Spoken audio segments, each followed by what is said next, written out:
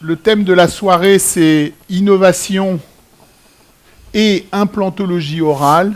Vous imaginez toutes les choses qu'on va pouvoir dire, toutes les questions que vous vous posez et que vous allez pouvoir poser, et j'espère auxquelles on pourra répondre. J'aimerais, avant de présenter nos partenaires, vous présenter notre conférencier. Donc notre conférencier Michel Dard, donc, est directeur de recherche préclinique chez Straumann. Je vais te laisser donner plus de détails parce que, pardonne-moi, c'est mieux que tu l'expliques. Voilà, c'est bien. Vas-y, tu peux le dire en deux mots, on y est là. Je l'explique tout de suite. Oh, allez, on y est, et puis okay. on va présenter après les partenaires. Ok, donc j'ai la responsabilité du département de chirurgie, de sciences chirurgicales et cliniques à l'Institut Straumann à Bâle, donc pour le monde entier. De formation, je suis chirurgien dentiste donc ce qu'on essaie de traiter ici, c'est en fait de voir tout, de comprendre les événements avec différents modèles, qui soient des modèles cellulaires, des modèles d'animaux. Moi, si je suis à New York et à Columbia, c'est parce que ma spécialité, c'est la recherche chirurgicale. Et aussi, depuis maintenant 6 mois, j'ai pris une part de plus d'influence et une part de responsabilité aussi dans le suivi des cas cliniques et la recherche clinique chez l'homme. Donc c'est un département qui est assez vaste et qui me permet de couvrir, d'utiliser mes compétences aussi bien en biologie cellulaire qu'en recherche chirurgicale et aussi en clinique. Et bon, et parallèlement, donc j'ai un poste de prof à la fois sur l'université de New York et l'université de Columbia. Donc les deux dans la site à Manhattan. Vous dire qu'il est brillant, c'est inutile. Vous dire qu'il a la bougeotte, c'est inutile. Vous dire qu'il est extraordinaire et sympa, ça je peux vous le dire parce que j'ai le plaisir depuis quelques temps de travailler avec lui et ça on en parlera peut-être tout à l'heure. Mais en tous les cas, je suis ravi de t'accueillir à Afopy Campus sous mes ovations. Vos ovations. Merci. Michel Dard. On va te redonner la parole tout de suite après. Avant, je voudrais qu'on applaudisse très fort le laboratoire Zizine avec Yves Cohen. Il est quelque part par là. Quand ils viennent pas tout de suite, c'est que le buffet est top. Vous avez vu, quand le buffet était moyen, ils arrivaient tout de suite. La société American Express, qui n'a pas son Amex? Qui n'a pas son Amex? Tout le monde. Bon, vous revenez quand même la prochaine fois. Alors, on applaudit Marie-Claude Furic, très fort. Merci Marie-Claude. La société Vatec, je ne demande pas qui n'a pas de scan. Tout le monde a un scan, tout le monde a un Vatec. Christian Candel, sous vos applaudissements. La société Johnson & Johnson avec Anissa Benriz, elle est là, Anissa, on fait un grand applaudissement. La société MACSF avec Christine Bilba, à qui je vais demander de venir. Vous avez vu, Madame Bilba, je fais quelques petites différences. Habituellement, je fais venir tout le monde. Oui. Alors, je sais que vous aimez bien. Oui. Alors, je fais une petite. Je fais une petite parenthèse pour vous dire que le partenariat, pour ceux qui ne sont pas au courant, ceux qui viennent au cours le savent, on a établi un partenariat avec la MACSF. Donc, vous savez que dans nos cours, il y a du compagnonnage. Il y a la mise en pratique des acquis à l'école de chirurgie. Il y a l'immersion clinique. Il y a la vidéo en permanence. On a même le replay. D'ailleurs, grâce à Richard, on a le replay. Donc, on a autant d'éléments que la MACSF a considéré que ceux qui étaient diplômés de Afopy Campus seraient épargnés du questionnaire. Le questionnaire... Comment il s'appelle? Le questionnaire rallongé un peu. Hein? Voilà. Approfondi. Vous aurez un questionnaire simplifié. À partir du moment où vous présentez le diplôme de l'Afopy, vous aurez un questionnaire. Et ça, c'était important pour moi. Donc, je suis allé les trouver. J'ai fait cette démarche pour vous, hein, parce que je pense que c'est important et que c'est difficile de commencer un exercice et payer un maximum. Donc, voilà, pour les prochains cours, on aura même un spécialiste de chez vous qui viendra. Voilà, il y a 3 dates et qui viendront nous parler des risques parce qu'il ne faut pas rester ignorant sur ces problèmes-là. On l'applaudit très fort. Merci, Madame Bilbah. On est ravis de vous avoir. Je voudrais qu'on applaudisse très fort de la société Stroman. Elle est là. Corinne Béranger, sous vos applaudissements. Ce soir, Corinne. Ah oui, vous n'allez pas y échapper, Corinne. Hein? Donc, Société Stroman, ce soir, on va parler pas mal des implants Stroman et vous allez comprendre pourquoi. Donc, Corinne en est ici la représentante. Donc, si vous avez d'autres questions à poser que peut-être vous n'avez pas osé poser pendant cette conférence, elle est non seulement extrêmement compétente et qualifiée pour vous répondre. On l'applaudit très fort. Corinne, merci de votre présence. Et je ne peux pas terminer sans appeler l'inénarrable Richard Pérez de la société Neodent. Mon Richard, c'est comme ça on fait l'arrivée. Alors, j'aimerais quand même qu'on lui fasse une double ovation parce qu'il a fait le replay, il a passé des heures, vous savez, les trucs de programmation et ça marche le replay. Donc on l'applaudit très fort pour ça parce que c'est très important. Est-ce que j'ai oublié un des partenaires ? Dites-moi-le si je l'ai fait et je m'en excuse. Non, c'est parfait. Donc, on va avancer rapidement. Donc, ce soir, on va essayer de partir de la biologie et essayer d'arriver à l'esthétique parce qu'on considère que l'esthétique est un objectif et doit être aussi un résultat. En tous les cas, il faut tout mettre en œuvre pour ça. Et que les frontières de l'impossible, c'est vraiment, à chaque fois, je reprends cette citation de Victor Hugo parce que c'est vraiment la réalité. Mélanie me disait qu'on a implanté un défibrillateur. Vous saviez que ça existe, ça ? On peut se faire implanter un défibrillateur. Le monde avance à grands pas, hein, et la connaissance avance à grands pas. Donc c'est important que nous aussi, dans notre discipline, on soit très sensibles à ça. Et j'aimerais, pour ceux qui n'ont pas vu ces quelques images, vous laisser juste découvrir pour vous montrer à quelle vitesse on avance. Vous vous souvenez ? C'était en 2012. Ce saut en chute libre,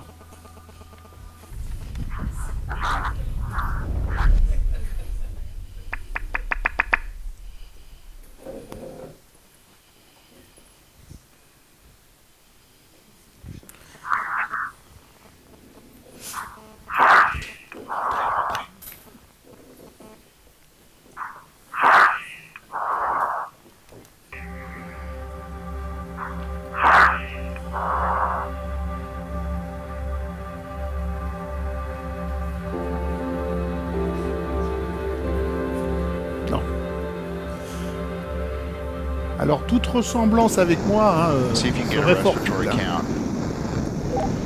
Speed 546.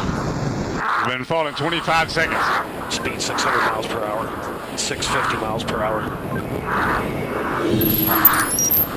Speed 700. Il a franchi le mur du son.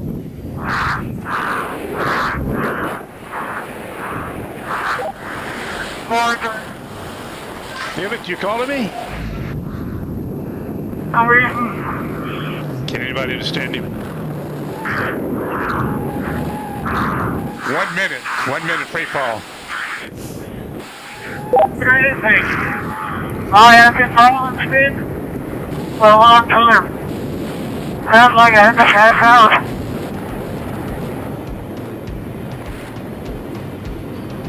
J'en vois qui sont très inquiets, ça se finit bien l'histoire. Hein.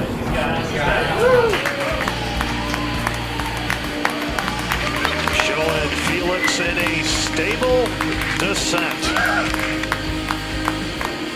1 minute, 30 seconds, and stable as a rock.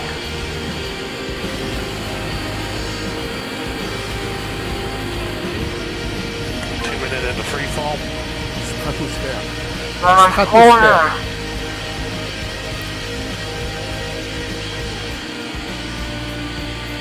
that you're really stable. You fall in 3.5 minutes.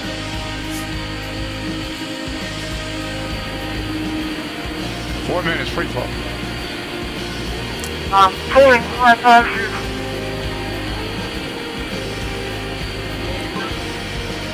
Alors ça fait du bien le parachute, hein.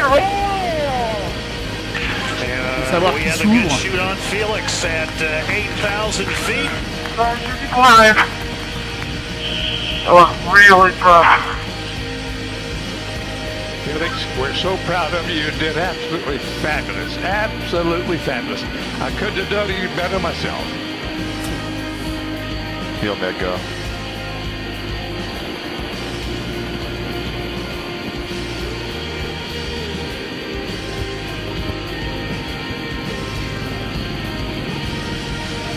Great going, Felix.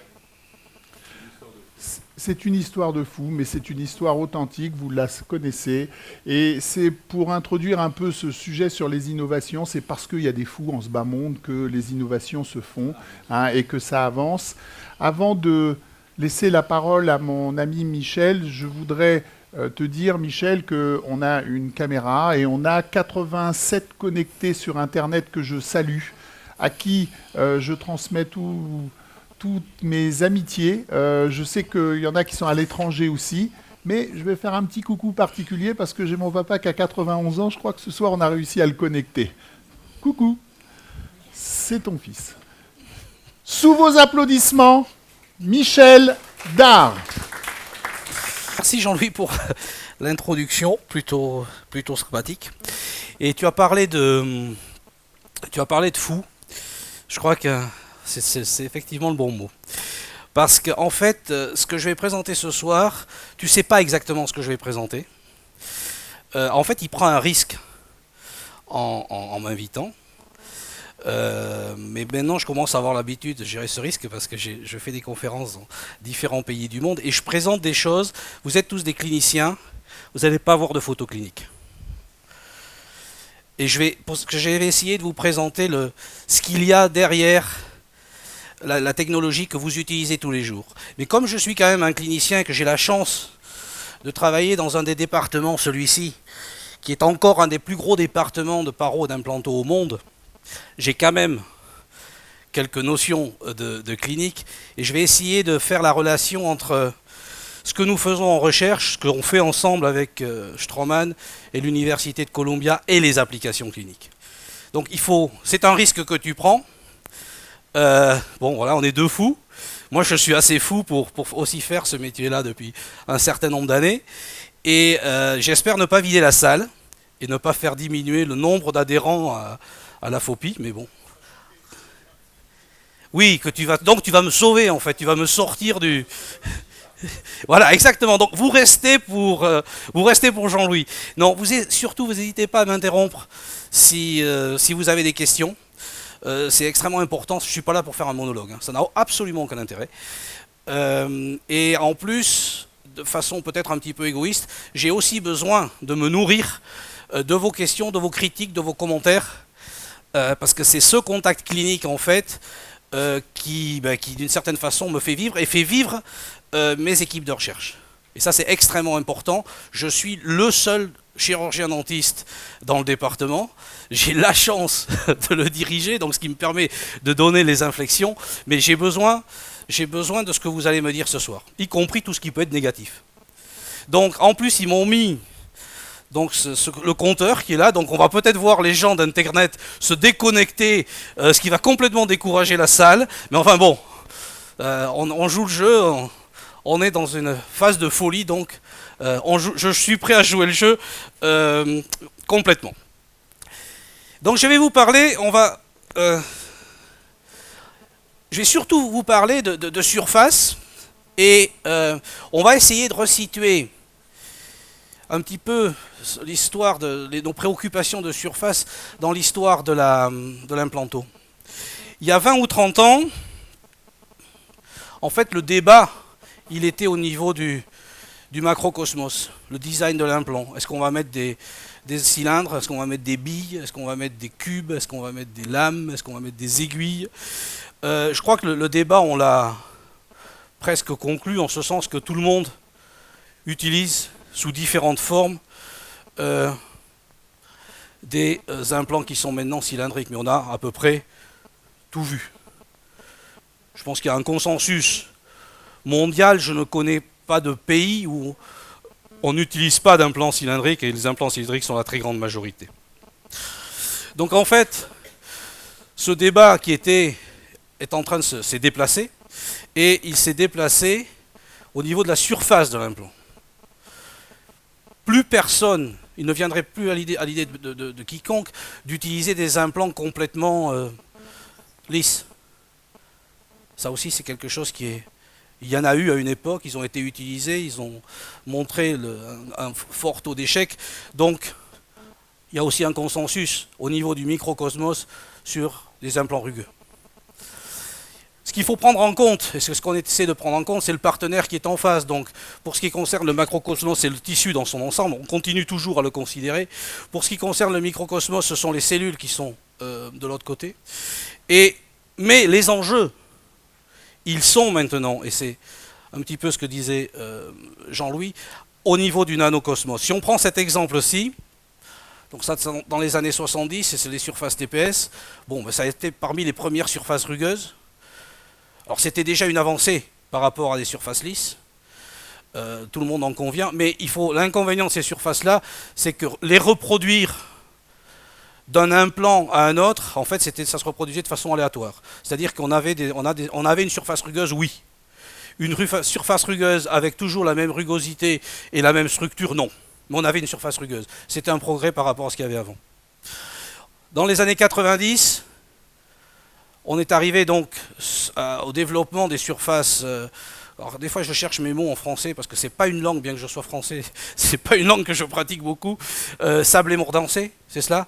Donc des surfaces sablées mordancées. L'avantage de ce type de surface, c'est que le process fait que il y a très peu de marge de différence entre la structure de surface des différents implants. Donc ça permet de garantir, je dirais, si ce type de surface fonctionne, ça permet de garantir la qualité et ça permet de garantir surtout la reproductibilité de l'effet de ce type de surface. Et en continuant, donc on est arrivé au niveau à se poser des questions au niveau du nanocosmos et à s'intéresser à l'interaction entre la surface et on peut dire donc les oxydes de la surface ou l'organisation des cristaux de la surface des métaux avec la membrane cellulaire, les protéines et les peptides, et je vais vous montrer des exemples. En fait, l'histoire maintenant, elle se joue à ce niveau-là. Donc c'est ça que je vais essayer que je voudrais partager avec vous et ce dont j'aimerais discuter. Alors, un exemple, c'est les travaux de Steinemann qui ont commencé dans les années 90 où il a dit si on arrive à avoir une surface, on va revenir sur ces points-là, non contaminée, on devrait avoir des surfaces hydrophiles, on devrait augmenter la capacité de ces surfaces à s'intégrer à l'organisme, sachant que nous sommes tous essentiellement constitués d'eau. Donc avoir des dispositifs médicaux qui aiment l'eau, c'est potentiellement des dispositifs médicaux qui aiment les organismes vivants. Donc ça, c'est l'évolution, mais on ne peut mettre en place ce type de technologie qu'à une seule condition. Donc c'est tout à fait une histoire de chimie et de structure de surface. Donc on parlera un petit peu de la formation des cristaux. Bon, ça c'est pour donner des exemples de différents types de cristallisation du titane et des alliages de titane. Ah oui, ça c'est le plan. Donc, si on parle de traitement de surface et de bioengineering, en fait il y a trois éléments, il y a trois gros chapitres. C'est la structuration des surfaces et l'hydrophilie, c'est la biofonctionnalisation et c'est la bioactivation. On est actif, je suis personnellement actif dans tous les domaines là. Alors je ne vais pas vous parler de tout ça, c'est hors de question, mais il y a des choses, par exemple la biofonctionnalisation avec des nanosphères d'amélogénine, c'est pas du quotidien, mais c'est du quotidien dans certains cabinets. C'est qu'en fait ce que font de façon empirique, mais très pragmatique, certains praticiens qui, pour traiter ou pour faire de la régénération après des périimplantites, mettent de l'androgène sur les surfaces. Alors on essaie nous de le faire sur un plan, de développer ça sur un plan industriel, mais c'est de la biofonctionnalisation. J'ai pas mal travaillé sur les peptides aussi, des peptides d'adhésion cellulaire pour faire de la biofonctionnalisation. On a des papiers récents sur les facteurs de croissance, mais on va rester là, et le sujet de ce soir, donc, c'est ça. C'est la structuration micro et nano sur les titanes et alliage de titane, donc titane-zircone.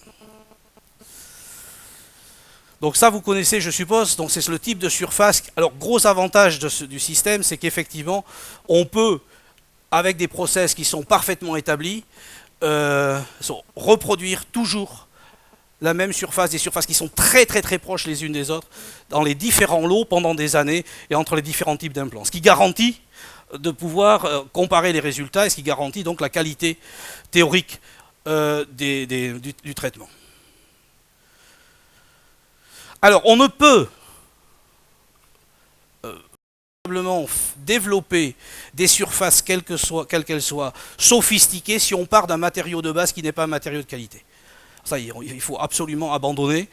On ne peut pas faire ce type de surface, ce type de fonctionnalisation ou de bioactivation sur des surfaces avec un matériau de base qui soit un matériau qui ne soit pas de qualité suffisante. Alors, ça, c'est les classifications de la STM, donc, qui est une association internationale donc, qui fait des normes pour ce qui concerne le titane. Donc ça, c'est le grade 2 avec les concentrations maximales d'oxygène, de fer, etc. Vous pouvez voir ça vous-même. Ça, c'est le grade 4. Et ça, c'est le titane que l'on utilise chez Straumann. Donc vous voyez que c'est du grade 4, évidemment, mais il est, par exemple, en concentration de fer très très bas, et ça, c'est extrêmement important. Et ça, c'est donc finalement un de mes matériaux de base pour travailler. Et c'est à partir de ces matériaux-là qu'on peut faire des surfaces sophistiquées. Avec d'autres, je dirais, qualités ou des qualités moindres de matériaux de base, il est très probable qu'on ne pourrait pas arriver, je vais vous le montrer plus tard, on ne peut pas arriver à développer ce type de surface. Ça, c'est absolument essentiel. Alors après, on entend des choses extraordinaires dans les congrès. Hein. Bon, il y a une classification donc, qui va de 1 à 4. Mais on voit arriver des titanes de grade. Alors, titane de grade 5, j'ai entendu ça dans un congrès. Un gars qui est arrivé en disant c'est formidable, c'est du titane de grade 5. Le titane de grade 5, scientifiquement, ça n'existe pas. C'est un alliage. Mais on a quand même l'impression que son discours, s'il avait pu dire c'est du titane de grade 21, ça serait encore mieux, quoi. Et pourquoi pas 36? Donc, il y a une classification qui va de 1 à 4. On s'insère dans cette classification ou pas. Ensuite, le grade 5, on peut considérer, les physiciens considèrent que, par exemple, un titane d'aluminium vanadium peut être qualifié de façon de grade 5. Mais bon, l'aluminium en présence présente d'autres inconvénients. Donc c'est extrêmement important. La qualité initiale du matériau, c'est essentiel.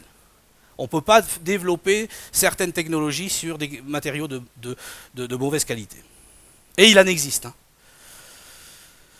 Alors, quelle a été la vision? Est-ce qu'à ce stade, est-ce que vous avez des commentaires ou des questions ou est-ce qu'il faut que j'arrête? Oui.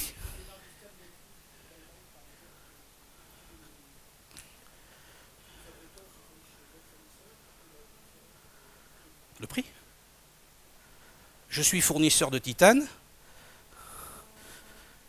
J'ai un portfolio de titane de différentes qualités.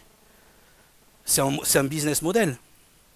Et je vends aux gens ce qu'ils veulent m'acheter au prix qui leur convient le mieux. Pardon? Elle est là?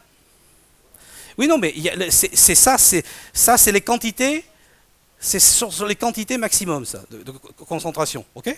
Donc ça, c'est donné par les normes. Vous ne pouvez pas le savoir. Absolument pas le savoir.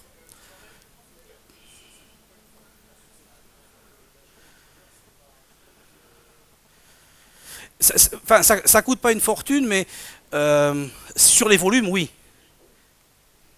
Parce qu'en plus, souvent, ce qui se passe, c'est qu'avec le fournisseur qui peut fournir différentes qualités de titane, on se retrouve dans des exemples de contrats exclusifs.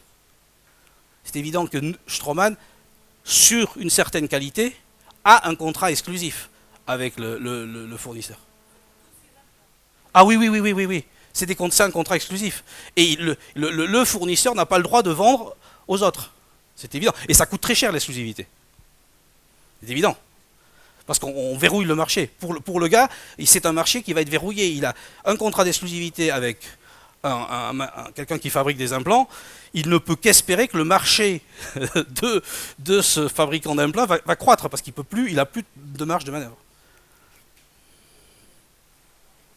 Donc mais cela dit, il y a des normes, il faut rester, mais vous ne pouvez pas le savoir, hein, c'est impossible, hein, c'est absolument impossible. La seule façon de le savoir, en fait, ce sont les audits qui sont faits par les autorités sanitaires dans les unités de production des différentes sociétés. Mais on sait que ça peut être contourné aussi. Hein. Il y a un superbe exemple en France avec les prothèses mammaires. Hein. C'est un cas extrême, mais ça existe.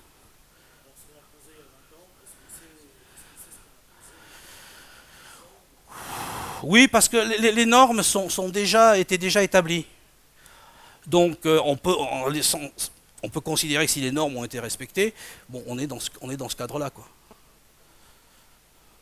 Mais pour nous, ce qui est extrêmement important, c'est qu'on voit au-delà du simple respect de la norme. On voit ce que l'on peut faire, Il nous faut un matériau de base, il faut qu'on le sécurise aussi pour l'avenir, qui nous permettent de développer d'autres technologies de surface. C'est extrêmement important. Parce qu'on ne peut pas faire essai actif sur... si on est en limite, là, hein, surtout le fer est un problème. Hein. Bon, donc on est obligé d'avoir un contrat d'exclusivité sur un type de matériau, avec un fournisseur. Mais chez Straumann, c'est toujours le même fournisseur qui s'est suivi depuis... On a beaucoup de recul, en fait. Ah oui, la différence de prix. Un contrat d'exclusivité, ça se paye. Si je me fournis pour faire des implants dentaires chez un fournisseur et que je lui prends un coup le lot A, puis après le lot B, en fonction de ce qu'il a disponible, et je dirais des promotions qu'il peut faire, bon, ben voilà, je ne peux pas garantir le suivi, en fait. Mais bon, je tombe toujours quand même, il ne faut pas exagérer, je dois toujours tomber dans une enveloppe, je dirais... je sais ce qu'il y a dedans, quoi. Ouais.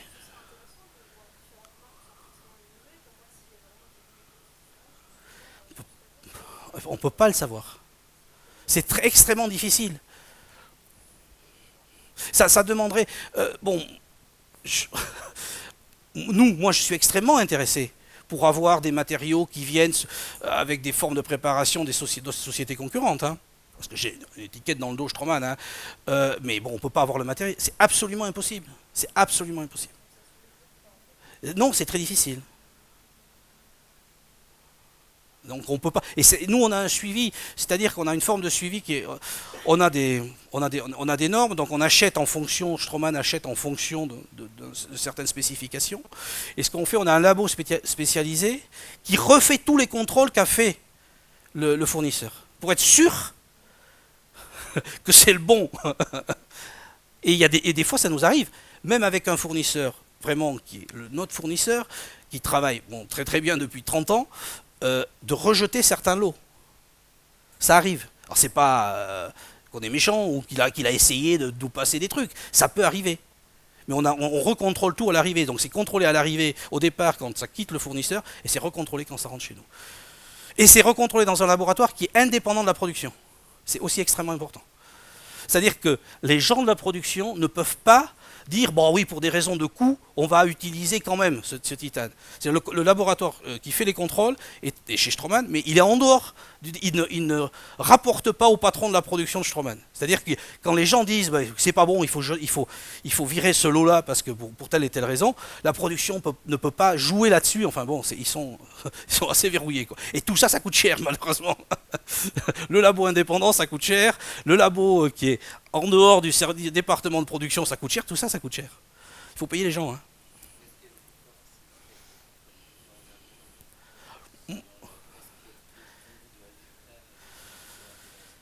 Moi, je pense qu'il y en a. Alors, je suis en train de collecter des données. Oui, mais ils donnent de bons résultats. il faut voir comment on a pratiqué l'implantologie jusqu'à il y a 5-6 ans. Les patients étaient sélectionnés. Donc, les recommandations étaient telles que les implants étaient posés par des gens qui très souvent ne faisaient que ça, sur des patients qui étaient sélectionnés. Si on élimine les fumeurs, les personnes âgées, etc., etc., donc le taux, ça augmente forcément le taux de réussite.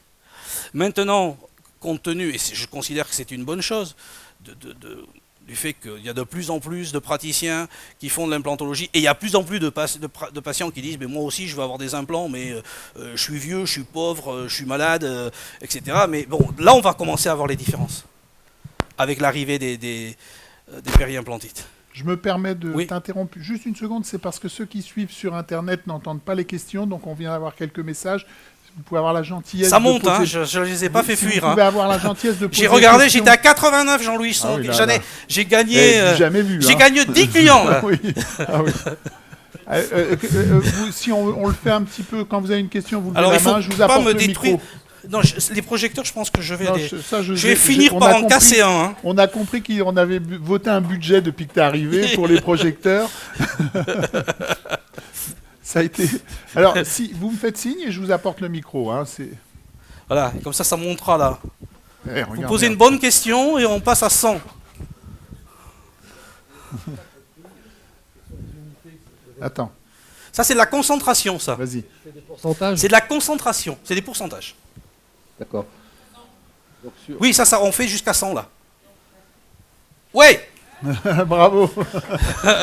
merci C'était pour la question. Alors, Mais je crois qu'il voulait poser une autre il question. vient, donc- il vient, il Non, vient de- tu lui arraches le micro, on est arrivé à Pardon, 100. tu voulais une autre question? Mais oui, il veut poser Non, une autre non, question. vous avez répondu. C'est en J'ai répondu. pourcentage. Oui, c'est un pourcentage, De oui. la masse de quoi? Mais du total. Bon, tu viens de gagner un implant Stroman. C'est pour le 100e participant. Ok, donc ça c'est extrêmement important. Alors il faut, mais je crois que effectivement ça avait peut-être un peu moins d'importance quand on avait des patients qui étaient sur.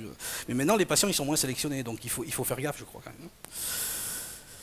même. Alors la vision de Steinemann, qui était un de mes illustres prédécesseurs chez Stroman, c'est que bon, il a travaillé sur le titane pendant toute sa vie et donc il avait mis au point ce process pour faire SLA. Donc voilà, c'est ça. Et il a dit, avec juste titre, ce qui se passe lorsque l'on, à la suite du bourdançage et du sablage, on arrive dans un environnement bon, qui est l'air, mais qui est l'air, je dirais, de l'air propre. Hein. C'est bon, l'air d'une fabrique normale. Il y a une passivation de la surface. Et l'hypothèse de travail, c'était de dire, si on évite ça, peut-être qu'en fait, l'organisme ayant accès directement à cette surface, on améliorera peut-être les propriétés biologiques. Alors évidemment, quand il a parlé de ça, ouais, tout le monde s'est dit, c'est un vieux fou. Enfin, à l'époque, il était moins vieux, donc c'est un fou. Ça sert à rien. C'est n'importe quoi. Bon, ben enfin, il a continué. En tout cas, on l'a laissé continuer. Et ça fait 20 ans que je travaille dans l'industrie. Et les histoires de fous, faut faire attention. Et si je vous permettez, je vais vous en rencontrer une, parce que c'est quand même assez symptomatique. J'ai travaillé pendant 10 ans chez Merck. Donc Merck, l'industrie pharmaceutique, qui fait aussi de la chimie. Et dans les années, au début des années 70, il y avait un groupe de recherche qui travaillait sur les cristaux liquides. Fin des années 60, début des années 70. Et bon, cristaux liquides, fin des années 60, on dit c'est des fous. Et il y avait même une phrase en allemand, puisque c'était la chimie de Merck se fait en Allemagne, die Flüssigkristalle sind überflüssig. Les cristaux liquides, enfin bon, ça sert à rien. La traduction a fait perdre de son sel à cette phrase, mais en fait, ça sert à rien. Et le patron de Merck, qui à l'époque appartenait encore à la famille Merck, a dit laissez ce groupe continuer. On n'y touche pas, on laisse les fous et on continue. Et ces gens-là ont continué à travailler. Ils ont déposé un certain nombre de brevets sur les cristaux liquides. Ils ont fait une première application qui ont été des machines de chromatographie avec Toshiba. Ils ont fait les premiers moniteurs avec des cristaux liquides pour faire des mesures de concentration de protéines. Et les brevets sont toujours des brevets Merck, et aujourd'hui, il y a des cristaux liquides partout. Donc il faut faire attention, et c'est une grande partie des revenus de Merck Chimie. Parce qu'évidemment, c'est un marché à nord. Avoir tous les brevets, ou une grande partie des brevets sur les cristaux liquides, aujourd'hui, avec toutes les applications qu'il y a, c'est donc il faut laisser les fous s'enfoncer dans leur folie, si j'ose dire. Donc on a laissé Steinemann aussi s'enfoncer dans sa folie, et donc l'idée c'était, il faut éviter la passivation de l'état de surface du titane. Donc il a développé un process qui était extrêmement dangereux, moi que j'ai vu, parce que je l'ai connu. Bon, il était à la retraite, mais il continue à travailler. Donc un processus de préparation avec les bains d'acide et tout ce que je vous ai montré tout à l'heure, dans une enceinte de nitrogène, en français c'est d'azote. Bon, c'est un truc, c'était une bombe quoi, qu'il avait mis en place. Et justement pour éviter la contamination, la formation de cette surface passive, en se disant, bon, on va garder les ions hydroxyles de la surface du titane actifs, mais il faut à tout prix être protégé de l'air. Et donc il est arrivé donc au concept qu'ensuite, pour pouvoir délivrer l'implant aux praticiens, il faut le protéger, donc c'est en fait une solution saline, dans un conteneur. Donc la vision était absolument géniale, la mise en œuvre a été un cauchemar. Parce que je suis arrivé finalement chez Straumann, quand c'est passé, quand on a fait le scale-up du laboratoire à l'usine, ça a été un cauchemar absolu, parce qu'entre produire avec des techniciens très spécialisés pour des objectifs de recherche, 50 implants par jour, bon, avec des gars qui font ça depuis 2-3 ans, qui ont développé le process eux-mêmes, qui ont monté les machines eux-mêmes, ça va, bon, si on perd les techniciens, on perd la technologie aussi dans ce cas-là. Mais faire le scale-up et mettre ça dans les mains, je dirais, de robots, ça a été une horreur absolue. Ça a été extrêmement compliqué, mais maintenant ça fonctionne, c'est de la routine en fait. Les robots sont au point, ils ont compris, les ordinateurs sont programmés, et tout marche de façon très simple. Donc l'idée, on va y revenir, juste pour résumer, en fait, donc c'est le process est le même pour les surfaces hydrophobes ou hydrophiles, et dans l'un des cas, on évite la contamination par des ions, par des résidus carbone, et dans l'autre cas, lorsqu'on prépare ça dans une atmosphère confinée, donc d'azote, on n'a pas ça, donc ça laisse supposer que les ions et l'eau vont pouvoir avoir accès ensuite directement à la surface. Alors, ça c'est complètement ça pourrait être une fantaisie, mais enfin, je vais quand même vous montrer des résultats, donc ça c'est ce qui arrive à la fin. Alors, si on analyse cette surface, ça c'est une surface hydrophobe, c'est une surface hydrophile, donc c'est celle qui est préparée dans une enceinte confinée d'azote. Donc vous voyez, les concentrations en oxygène augmentent, les concentrations en carbone diminuent fortement. Alors est-ce que ça sert à quelque chose? Quand ça a été... Bon, il y a 90% des gens qui ont dit, et y compris aujourd'hui des utilisateurs de sélectifs, qui ont dit ça sert à rien, enfin, c'est absolument n'importe quoi. C'est absolument n'importe quoi. Donc, quand même un petit peu plus loin pour vous montrer comment ça fonctionne, ça c'est une surface hydrophobe, donc ça... On mesure l'angle de contact, donc il y a des machines pour faire ça, mais vous voyez ce qui se passe ici. Ici, l'eau, l'hydrophilie fait que, en fait, ça remonte, et ça c'est une goutte d'eau sur une surface hydrophobe, et ça c'est la même goutte d'eau, enfin, ça sort sur une surface hydrophile, elle s'est immédiatement étalée. Bon, l'idée derrière, c'est que nous sommes de l'eau, donc normalement, ce type de surface devrait accéder à notre organisme ou à l'organisme de nos patients plus facilement. Donc c'est en fait une vraie surface superhydrophile. Et ça c'est une classification scientifique. Alors, à quoi ça sert? Je vous ai dit, on va essayer de comprendre le mécanisme. Ce n'est pas des choses que vous voyez dans des congrès cliniques. On va essayer, et je ne vais pas vous montrer tout ce qui a été fait, ça n'a aucun sens. Mais l'idée, c'est de comprendre le mécanisme.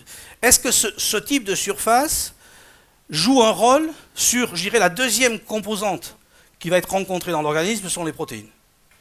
Est-ce que ça sert à quelque chose? Est-ce que ça peut aider à l'absorption des protéines? Bon, ça, c'est un exemple avec de l'albumine, mais ça, c'est plus intéressant parce que c'est de la fibronectine. Donc, SLA et sélective. Donc, voilà, c'est l'absorption qui est très supérieur ici. Et vous savez que la fibronectine, c'est l'élément essentiel du caillot sanguin. Donc un matériau qui a la capacité d'absorber très fortement les éléments essentiels du caillot sanguin, ça peut ne pas être inintéressant. Excusez-moi. On continue. Un autre exemple des faux semblants, en l'occurrence, c'est de la nécessité, de travailler avec un environnement scientifique qui soit solide. Si on fait, vous oubliez, regardez simplement ça, si on fait de la culture cellulaire, si on cultive des ostéoblastes sur différentes surfaces, donc ça c'est une surface hydrophobe, ça c'est une surface hydrophile, ça ce sont, d'autres exemples, ça c'est du plastique en fait, du plastique pour la culture. Si on regarde la prolifération, on se rend compte qu'en fait sur ces surfaces-là, les cellules prolifèrent mais pas très fortement. Donc un esprit non averti, faisant ce type de test sur ce type de surface il y a 10 ans, aurait dit mais c'est pas bien, parce qu'en fait les cellules ne prolifèrent pas, il faut éliminer.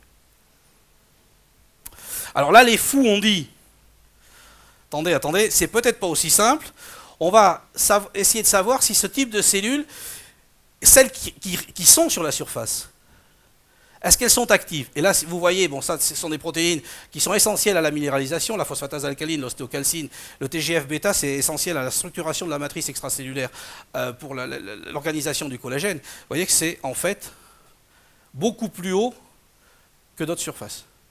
Donc en fait, ces types de surfaces, non simplement, elles aiment l'eau, elles absorbent les protéines. Pour ce qui concerne les cellules, peut-être qu'elles sélectionnent les cellules qui vont avoir la capacité de se différencier en ostéoblastes, ou peut-être qu'elles font que ces cellules vont avoir plus d'activité. En fait, les cellules qui sont là, elles bossent, celles qui restent sur la surface. Donc on est déjà pas mal, on a déjà compris un certain nombre d'étapes du process. Donc il faut avoir de l'eau, des ions. Ensuite, on va avoir des protéines et des cellules, non seulement qui viennent sur la surface, mais il faut que ces cellules qui viennent sur la surface, il faut qu'elles bossent. Et c'est ce qui se passe. Il y a même des gens qui ont essayé, mais ça coûte horriblement cher, d'utiliser ce type de surface pour faire des réacteurs cellulaires. En disant, je vais prendre, pour faire du tissue engineering, en disant, je vais prendre un pool de cellules osseuses du patient, et je vais pouvoir, avec ce type de surface, sélectionner dans ce pool de cellules osseuses, celles qui sont véritablement actives. Mais faire un bioréacteur avec ce type de surface, ça coûte une fortune. Donc, on a dit non, on ne se lance pas dans ce type d'aventure, on ne fait pas, on peut absolument pas tout faire. Donc c'est quand même intéressant. Alors, je vais en plus vous dire des choses qui sont actuellement pas connues, mais que je n'ai pas réservées à la phobie, mais qui sont des choses nouvelles.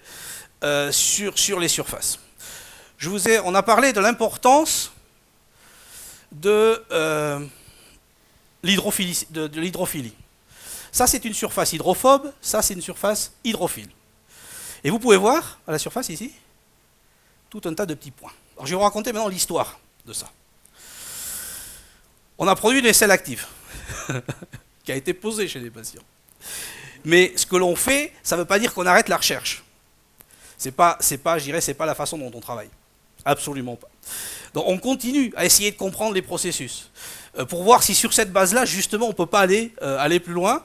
Et donc on a fait des analyses de surface et en montant, les capacités du microscope, on est arrivé sur certains, dans des échantillons qui avaient été préparés en laboratoire, en disant c'est bizarre, il y a des choses dessus, on a de la contamination. Alors la branle-bas de combat, on ne s'en était pas rendu compte, on a de la contamination.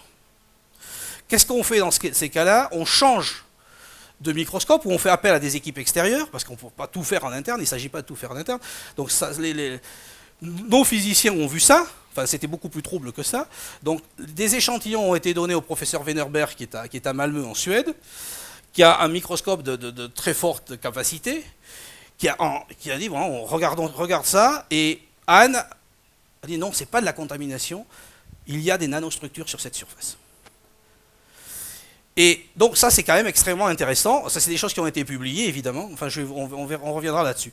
Donc en fait ce qui semble important c'est non simplement l'hydrophilie, mais aussi l'importance des nanostructures. Et quand on regarde la littérature dans d'autres domaines, on sait que les nanostructures sur les surfaces ont la capacité à influer sur l'absorption des protéines et à influer sur l'organisation cellulaire, et y compris sur la capacité de ces cellules à synthétiser des protéines. Donc, ce n'est pas une découverte anodine. Donc, on a continué à fouiller ça. Donc, voilà le type de structure qu'on a sur les surfaces hydrophiles. Donc, vous voyez, donc ça, là, c'est une surface hydrophobe. C'est là. Il n'y a absolument rien dessus. Et ça, oui. Alors, la question pour nous, ça a été de se dire, bon, qu'est-ce qu'on fait? Comment? Il faut comprendre. Et on a pu comprendre, donc c'est du rutile, donc c'est de l'oxyde de titane. On sait comment on peut le faire évoluer sur un certain nombre de jours, parce que ça c'est aussi un problème. La question qui s'est posée au départ, c'est de savoir qu'est-ce qu'on a vendu à nos praticiens. On leur a vendu avec de la nanostructure, pas de la nanostructure. Qu'est-ce qu'ils ont reçu?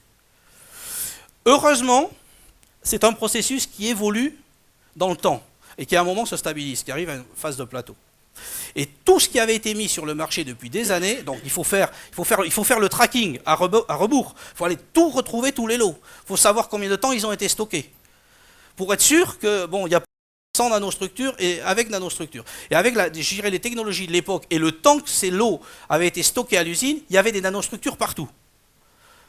Parce qu'on avait eu l'intelligence, ou le coup de bol, de stocker suffisamment longtemps avant de vendre. Donc ce qui fait que tout ce qui a été vendu sur le marché, en fait, c'est à la fois hydrophile et il y a des nanostructures.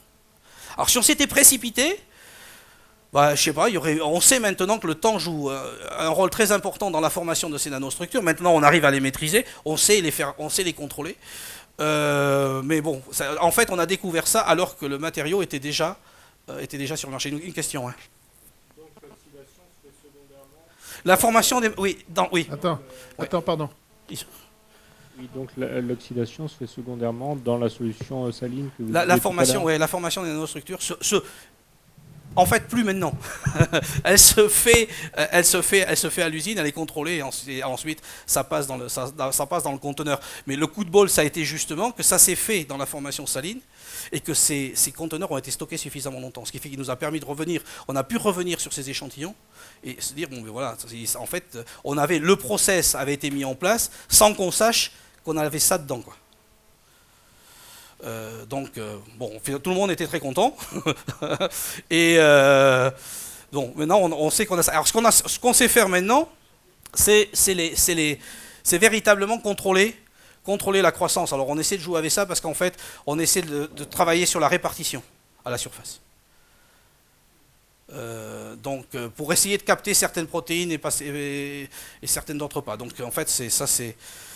Et on va lancer, j'espère qu'on va pouvoir lancer un programme avec l'université de Harvard sur ce sujet-là, j'espère cette année.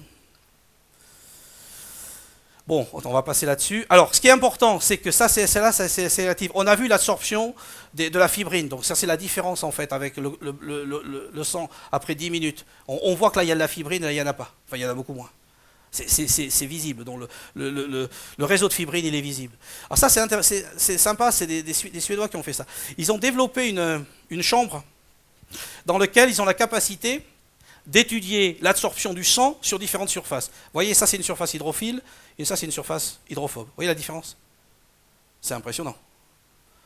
La quantité qui est absorbée ici, et là il y en a un petit peu, mais bon, il y en a quand même moins.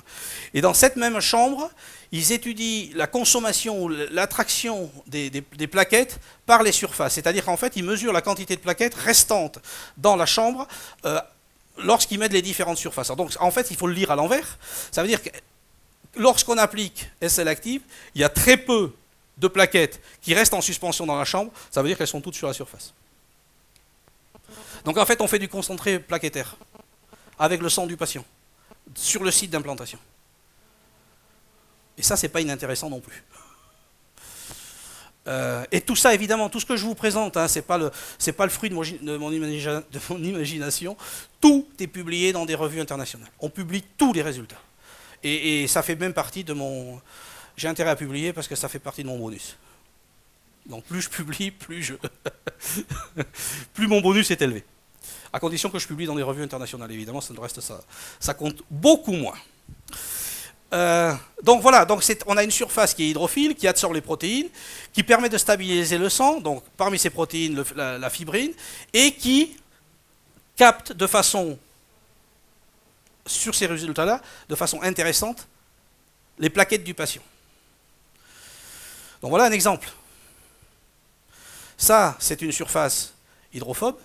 Donc vous voyez le sang à la surface, ça c'est une surface hydrophile.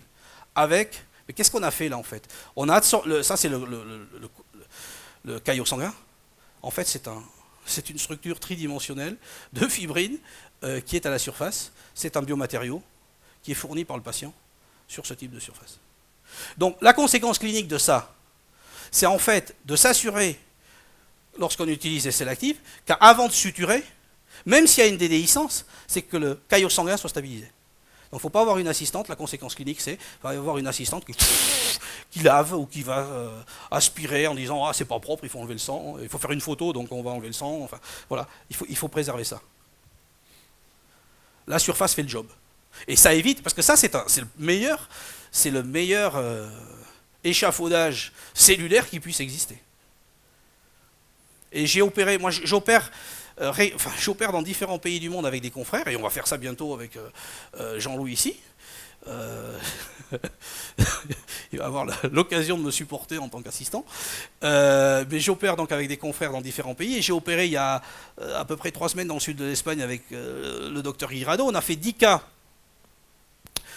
d'édentés totaux, où on a mis 2 implants canines et 4 implants courts de chaque, enfin 2 implants courts de chaque côté, donc 4 implants courts de chaque côté à la mandibule. Donc il faisait la chirurgie, moi je le guidais, et sur un des patients, c'est le profil du patient, c'est 75 ans, à peu près. Bon, vous connaissez tous les effets de l'adrénaline, et il avait autour des canines, il y avait un implant, manifestement ça saignait pas. Donc moi j'étais un petit peu obsédé par ça, j'attendais que ça saigne. Il fallait que ça saigne de toute façon avant de refermer. Et j'ai dit à José, bon, ça saigne toujours pas, il faut attendre, il faut qu'on ait un caillot stabilisé avant de suturer. C'est absolument, c'est pas la peine de mettre des greffes, c'est pas la peine de mettre quoi que ce soit. Il faut qu'il arrive à saigner et il faut qu'il stabilise son caillot dans cette déhiscence sur une canine. C'est important avant de suturer. Ensuite, on a suturé. Alors, il faut préciser que l'implant court, c'est un implant de 4 mm. Oui, mais là c'était sur un implant canine qui faisait 10 mm. Mais la série que tu as fait avec... oui, avec José, oui, c'est 4 mm. Oui. Oui, pardon, oui. Il veut le micro. Pardon. C'est bon, ça remonte, là, on est à 100. Je viens de gagner un implant. Alors c'est la question pour 101. Merci pour l'implant. Non, la question que je posais, on a souvent tendance, avant de poser un implant, à renettoyer avec de la bétadine, à renettoyer avec du métronidazole. Ce sont des tendances, mais c'est le problème de nettoyer l'alvéole pour être sûr que ce soit propre. Et effectivement, il faut faire saigner. Mais si on nettoie sans attendre que ça saigne, pour poser son implant, on perd une partie de bienfait.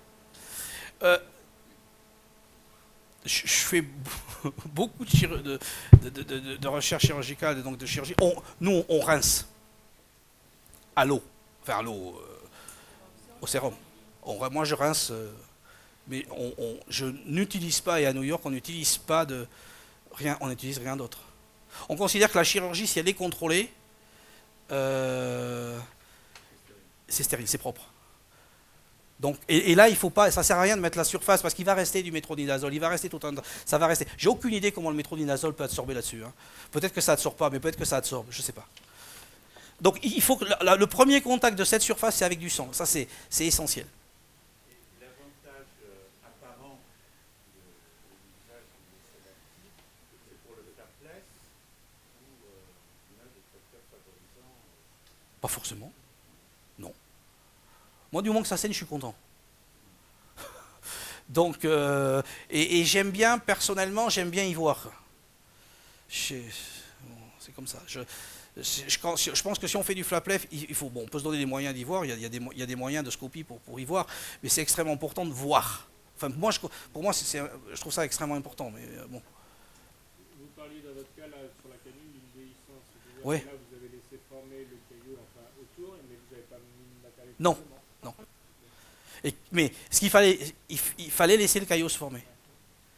Et suturer en conséquence. Et ce sur quoi on travaille aussi, moi j'essaie de travailler avec les différents partenaires sur les sutures. Je crois que là il y a un gros travail à faire. Il faudra qu'on en discute, Jean-Louis aussi. Mais ça, il faut préserver la surface, elle est faite pour absorber ce type de. Le caillot sanguin, c'est essentiel. Hein, y a pas si on peut le préserver, c'est idéal. Ah mais tiens, le voilà je l'ai mis, le patient de José. Mais c'est ça. Ah, ça c'est après l'implantation. Bon, c'était cette canine-là. Ça, il y a des 4 mm de chaque côté derrière. Oui. Mais cela, bon, c'est pas un problème. Ce qui posait problème, c'était ici, en fait. Les 4 mm, on met un par molaire ou deux? Ça, c'est une bonne question. On les met à la distance. Là, c'est un, en fait. Je comprends pas bien la question. Oui. Oui. Non, mais là aussi, on a mesuré l'insertion, enfin le torque d'insertion, sur 10 patients, hein, dont on en a mis, ça fait donc 40 mesures, on est à 42 newtons centimètres. Donc c'est stable? Un suffit pour une molaire. Oui. J'ai entendu qu'il fallait en mettre deux, c'est pour ça que je posais la question. Non, pour moi, je pense que cela, ça suffit. Hein. Alors on continue sur ce type de cellules. Vous voyez la différence entre SLA et SL actif. Les petits granules, là, c'est pas de la contamination. Ça a commencé à minéraliser. C'est les effets de la minéralisation des ostéoblastes, en fait. Ah, ça, c'est intéressant. Alors vous allez me dire, c'est un truc de fou, encore, mais c'est un modèle que j'aime bien, parce que c'est un modèle de microchirurgie chez le lapin, du tibia du lapin. Et le tibia du lapin, c'est comme le tibia de l'homme, de ce côté-là, il est plat. Donc c'est du cortical, donc on fait de la microchirurgie, donc on ouvre de cette façon-là, et c'est la chirurgie guidée. Hein. Et on place juste les petits disques que vous voyez, ils sont juste posés sur la surface. C'est-à-dire qu'il n'y a pas de vis, il n'y a rien. Ils sont juste posés et maintenus par ce système-là, qui est juste un arc juste pour les maintenir. Mais il n'y a aucune pression, ils sont simplement posés. L'idée, c'est d'avoir un modèle qui permette véritablement d'étudier la qualité de la surface. Est-ce que la surface posée sur de l'os cortical, qu'est-ce qui va se passer? Alors c'est assez intéressant parce que ça, ce sont les différentes surfaces, elles sont toujours dans le même ordre. Hydrophile avec des nanostructures, hydrophile sans les nanostructures, parce que maintenant on sait faire ça, donc on contrôle à volonté. Hydrophobe avec des nanostructures, on est arrivé à faire des nanostructures sur des surfaces hydrophobes aussi, mais bon, c'est à des buts de recherche évidemment, et hydrophobe pur. Donc en fait, ici vous avez SLA, et ça c'est SL actif. Donc une fois qu'on a placé ces disques, on revient 4 semaines et 8 semaines après, et on a une machine qui permet donc de les arracher. On arrache ici à 80 newtons. Ça a été juste posé. 4 semaines après, sur de l'os cortical, on est à 80 newtons. 80 newtons, c'est énorme. Enfin, c'est beaucoup. Juste posé. Sur de l'os cortical. Et là, ça saigne, mais c'est très très modéré quand même, hein, je peux vous dire. Donc le modèle, on l'aime bien, parce que ça permet véritablement de tester ce qu'une surface sans vis, en fait, peut faire. Alors bon, ça a été publié, avec Anne, donc, qui est à Malmö. Donc tout ça, évidemment, c'est des résultats qui sont publiés dans la littérature internationale. Donc, en fait, on revient, il faut de l'eau, des ions, des protéines, des cellules, et si on met des nanostructures, ça peut-être aussi, enfin en tout cas on les a maintenant, ça c'est sûr, donc ça joue certainement, sérieusement en fait ça joue un rôle. Alors qu'est-ce qu'on fait dans tout ça? L'outil c'est quoi? En fait c'est un outil de régénération tissulaire, où on a un échafaudage, on a des signaux. Alors on a étendu la notion de signaux, parce qu'en fait, quand on parlait de signaux, on pensait toujours en notion de messages qu'on envoie, comme des facteurs de croissance ou des choses comme ça, ou des peptides à la surface. En fait, le signal, il est donné, Et nous, on pense arriver à pouvoir le donner par l'organisation des nanostructures à la surface. Il y a des gens qui travaillent, c'est pour ça qu'on va initier cette collaboration avec Harvard, parce qu'il y a des gens qui travaillent très très sérieusement. Il y a un institut qui ne s'occupe que de ça à l'université d'Harvard, à l'université de la faculté de médecine, d'étudier comment des organismes, des cellules réagissent en fonction de la façon dont on organise des nanostructures. Donc c'est un signal en fait. Ce qui permet donc aux cellules de venir. Ensuite, c'est ce qu'on appelle le cell homing. Donc il n'y a quasiment pas de traduction en français, donc vous comprenez ce que ça veut dire. Donc le cell homing. Ensuite, ces cellules, comme on l'a vu, bon, en tout cas in vitro, vont faire des tissus. Donc en fait, on a offert à l'organisme ce qu'il faut pour régénérer. Ça, le concept de cell homing, c'est donc de Jérémy Mao de l'Université de Columbia. Alors, on va passer à des organismes maintenant plus gros. Alors, est-ce que vous avez à ce stade-là des questions, des commentaires, des critiques? Alors là, voilà. Donc, ça, c'est les premières études où on a comparé en fait SLA et SL active sur des temps courts. Je vais passer assez vite sur celle-là et je m'étendrai plus longtemps sur la suivante. Donc, c'est un modèle de mini-port. Oui, ça aussi, c'est une chose. Juste pour vous dire que dans la littérature, il faut faire très attention, bon, parce qu'il y a beaucoup d'études animales qui sont faites, mais il y a un certain nombre de règles qu'il faudrait appliquer. Il ne s'agit pas de faire n'importe quoi. Et ça n'a pas simplement à voir avec l'aspect éthique ou de protection des animaux, ça a aussi à voir avec les méthodologies. Bon, je suis probablement un des auteurs au monde qui est le plus publié sur les différents modèles animaux dans notre spécialité. Et bon, il y a beaucoup à dire sur un certain nombre de travaux qui sont faits. Demain, je m'en vais à Nantes pour aider une équipe nantaise à développer, justement, pas à développer un modèle animal, mais à développer un modèle expérimental où on va essayer de comprendre l'organisation vasculaire autour des implants. Donc, ça fait longtemps que je n'ai pas fait de recherche chirurgicale en France, ça fait très longtemps même. Donc, je m'en vais à Nantes pour travailler avec ces gens-là et essayer de voir comment on peut mettre au point un protocole qui va s'intéresser donc à la répartition vasculaire autour des implants, à court et à moyen terme. Bon, alors, la manip, ça c'est un implant expérimental avec des chambres qui sont autour. C'est pas un implant pour les patients. Donc l'idée c'est que quand on a implanté dans l'os, ça c'est l'os natif, les chambres vont se remplir et on fait les mesures dans ces chambres. Là, on va revenir là-dessus après. Voilà l'exemple, ça c'est l'actif. Après 2 semaines, donc ça c'était vide initialement, hein, parce que l'implant il est impacté, il n'est pas vissé. Ça c'est l'os natif, ça c'est l'os qui rentre dans la chambre. Alors, évidemment c'est très confortable pour faire des mesures, parce qu'on sait où on était au T0 et on sait où on est à 4 semaines. Donc on peut mesurer plein de choses là-dedans. Donc ça c'est un bon modèle. Donc voilà les résultats. Alors les résultats c'est qu'en fait la croissance osseuse, si on prend le bone to implant contact avec SL active, est beaucoup plus rapide dans les chambres. Donc vous voyez qu'il y a quand même une grosse différence. Puis après évidemment, l'organisme récupère tout ça et on termine en plateau. Alors qu'est-ce qu'on peut faire de ça cliniquement? On peut dire ça sert à rien. Mais on peut dire aussi avec ce type de surface, et c'est mon idée depuis longtemps, il faut mettre en charge immédiatement. Parce que la technologie le permet.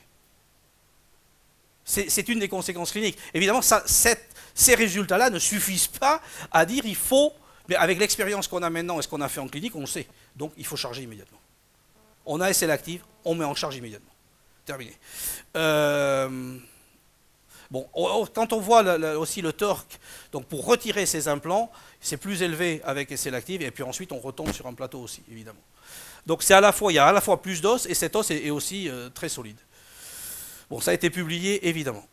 Ça, c'est une autre manip. Alors là, on s'est intéressé au temps très très court. C'est chez le chien, sur SLA, SL active, hydrophobe et hydrophile. Donc ça, c'est le modèle. Donc on enlève les dents, on revient 4 mois après, on fait la chirurgie, on place... Alors ça, c'est un implant SLA, et ça, c'est un implant SL active. Vous voyez, le niveau sanguin, c'est différent, quoi. Et ça se passe aussi chez les patients, on peut l'utiliser, hein. C'est une réalité. On met les implants, on suture. Alors ça c'est très intéressant, c'est après un jour. Ça c'est la surface SLA, ça c'est l'os natif, surface SL active, hydrophile, l'os natif, et la différence c'est ça. Et ça c'est en fait le caillot sanguin. Voilà. Là il est stabilisé. Alors ça c'est pas une mauvaise surface, attention, je ne suis pas en train de dire ça, hein. Mais là, le caillot sanguin, il est stabilisé. Là, il a un peu de mal quand même. Hein. Alors, chez certains patients, dans certaines indications, c'est évidemment un avantage. Et ça, c'est une chose qu'on va discuter, qu'on discute maintenant depuis un certain nombre d'années, évidemment, puisque ça fait déjà un certain nombre d'années que ces surfaces sont utilisées. Donc, on sait quand même où on va, mais ça ouvre, ça fait plus qu'ouvrir des possibilités. Si on regarde à 7 jours, donc ça, c'est la surface hydrophobe, voilà l'os natif. Là, il n'y a pas beaucoup d'os, mais ici, il est formé et structuré. C'est ce qu'on appelle l'os tissé, avec les traces des ostéocytes. Bon, là, il y a des ostéoblastes. Bon, il y a même un processus de résorption déjà à 7 jours. Donc, on a fait de l'os, quoi. Alors ça, la différence pour la mise en charge immédiate entre ça et ça, là, on peut, à mon avis, on peut y aller déjà. Enfin, il se passe quelque chose. Cet os-là, il va répondre, il est vivant. Alors, il n'est pas complètement minéralisé, mais bon, ça va quand même beaucoup plus vite. Ça, c'est à 14 jours. Là, on a moins de différence. Elle est surtout en quantité. Bon, tout ça, évidemment, c'est publié encore dans la revue, dans les littératures internationales. Alors, celle-ci... Ah oui, ça c'est une étude qu'on a faite avec Denis Starnoff. Vous savez que le paradigme, y compris le paradigme de Denis, c'était de dire on ne peut jamais placer des implants qui soient à moins de 3 mm l'un de l'autre. Donc on a dit on va faire une étude où on va placer des implants à 2 mm. Et on va voir ce qui se passe. Donc c'est encore un modèle de mini-port. On a placé des implants à 2 mm et des implants à 3 mm. On a regardé ce qui s'est passé à 8 semaines. Donc voilà le modèle, hein. D'un côté à 2 mm. Alors tout ça c'est fait avec de la chirurgie guidée évidemment. C'est-à-dire qu'on ne fait pas ça à l'œil en disant on doit avoir 2 mm. On a des guides, on a des templates et on fait tout. En fait les animaux sont suivis comme les hommes. On fait des tomos, on a tout ce qu'il faut pour suivre. On fait du laser confocal, enfin on fait tout, pour faire des mesures, on fait tout, on peut faire beaucoup de choses. Donc on a placé à 2 mm, donc c'était vraiment à 2 mm, et d'autre côté c'était à 3 mm. Ce que l'on fait de plus en plus, c'est déjà qu'on avait commencé à cette époque-là. Alors ça c'est ce qu'on a, ça c'est voilà l'implant, voilà la couronne pour ce type d'animaux. Donc c'est une couronne, hein, c'est un abutment si vous voulez, en fait c'est vissé. Pour ces animaux-là c'est la couronne, c'est leur couronne à eux, anatomique. Donc la chirurgie, on place les implants, là je pense qu'ils sont à 3 mm, on leur met les couronnes, et tout de suite, c'est loading immédiat le jour de l'implantation. Parce que là, on ne peut pas les arrêter. Hein. 3 heures après la fin de l'anesthésie, la première chose qu'ils font, ils mangent. Hein. Les porcs, ils mangent. Et pour nous, c'est un critère important, parce que ça veut dire qu'ils ont bien récupéré de l'anesthésie, qu'ils sont en bonne santé, donc il faut qu'ils mangent. Donc ils font du loading immédiat, c'est mis en charge tout de suite. Alors après, je vais faire ma propre autocritique sur ce type de modèle. Alors, on a fait des études en 3 dimensions. Donc on fait beaucoup de microscans. Bon, ça c'est une coupe, mais on fait beaucoup de microscans pour voir l'os évidemment autour. Ça c'est les mesures. Donc dans les différentes directions de l'espace, entre 2 et 3 mm. Vous voyez qu'il n'y a absolument aucune différence. C'est-à-dire qu'on met à 2 ou 3 mm, l'os se comporte de la même façon. C'était un premier résultat important. Ce que l'on a vu aussi, ça c'est le niveau de l'implant, l'autre niveau de l'implant, c'est que l'os en fait, il se passe, là je vais le dessiner parce que finalement, quand on a les 2 implants, ah là là, Jean-Louis, ça marche pas, les machins, si, bon, on va le faire comme ça. Donc quand on a les 2 implants, donc ils sont plus proches que ça en fait, l'os va faire ça. Donc là, on a une perte osseuse au contact, mais là, on va beaucoup plus haut. Donc c'est ce que ça montre, on est à 0,8, enfin 0,7. Et de la même façon avec les 2 ou 3 mm. Donc on peut avoir de l'os entre les deux, justement, probablement parce qu'on fixe mieux le caillot, et on fixe d'autant mieux que les implants sont plus proches. On stabilise avec les 2 surfaces. Donc on fixe le caillot. Alors l'erreur à ne pas faire, c'est de détruire, avec des sutures, de détruire ce caillot qui est formé entre les 2 surfaces. Il ne faut pas l'y toucher. Donc ça c'est extrêmement important, parce que c'est là-dedans que va se faire, que l'os va se régénérer. Et on peut placer à 2 mm. Bon, par contre, on perd un petit peu. On perd 0,3 ou 0,4 ici, donc là, à ce niveau-là. Après 8 semaines, hein, sur ce type de modèle. Le bone to implant contact et le volume osseux sont le même. Donc ça a été, en fait, on a bougé le paradigme en disant, ben voilà, on peut aussi implanter à 2 mm. Alors, maintenant je vais me rapprocher de la clinique. Nos patients là, d'abord ce sont des patientes, toujours. Elles sont jeunes, elles sont en bonne santé. Bon, voilà, elles sont mignonnes en plus. Mais vos patients à vous, ils sont sur des patients jeunes en bonne santé, etc., etc. C'est la même chose. Hein, on réagit, un humain réagit sur le plan osseux exactement comme un binipore. C'est exactement la même chose, sur le plan cardiovasculaire aussi. Mais les patients que vous avez, en fait, ils sont un petit peu plus âgés et un petit peu moins en bonne santé, etc., etc. Donc la question, en fait, pour nous, c'est d'une part de développer des modèles d'animaux qui soient malades, et puis aussi de travailler en clinique pour, je dirais, s'adapter sur ce type de population. Donc j'en reviens à votre question du départ.